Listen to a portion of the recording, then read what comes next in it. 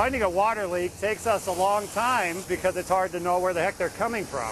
But today I want to show you some of the more common water leaks and what it takes to fix them. Sometimes the door doesn't close tightly enough, and that allows water to get in behind a rubber weather strip. A good way to see if the door is tight against the weather strip is to put a dollar bill between the weather strip and the body of the car. If you can pull the dollar out without too much effort, the door is too loose. Many times the door just needs to be adjusted a little bit to get the weather strip to press in tighter and seal the door. If just the top of the door frame is out, many times you can put the glass down and kind of pull in a little bit on the top of that door, but you have to be careful because sometimes they bend pretty easy. That will bring that weather strip in tighter against the body of the car. You also want to check the weather strip that's on the car because sometimes it'll come loose like this.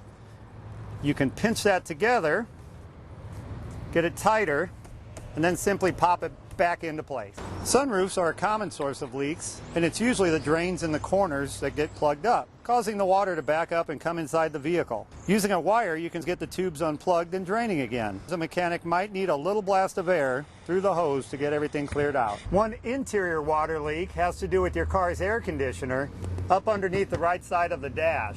There's a tray underneath there, and the air conditioning condensation will drip down into that tray, accumulate, and then there's a little drain that drips it out right by your right tire. If that drain gets plugged up, that tray fills up with water and then leaks out inside the car on the right-hand side.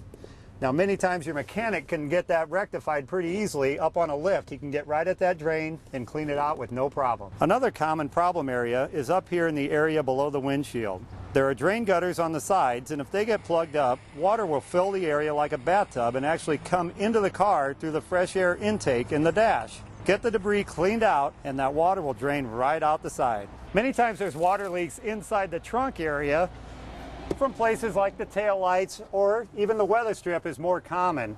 But most times we have to get inside the trunk and lock somebody in there to find out exactly where it is. Lanny's going to run water over the top so we can see just where the leak is. I've got a flashlight in here that I'm looking at it, and I can see now where the leak is, and we can get it fixed up. So Lanny, go ahead and let me out. Lanny? Hey, Lanny. Let me out, buddy. For Channel 6 News, I'm Jim Champion, the auto guy. Lanny!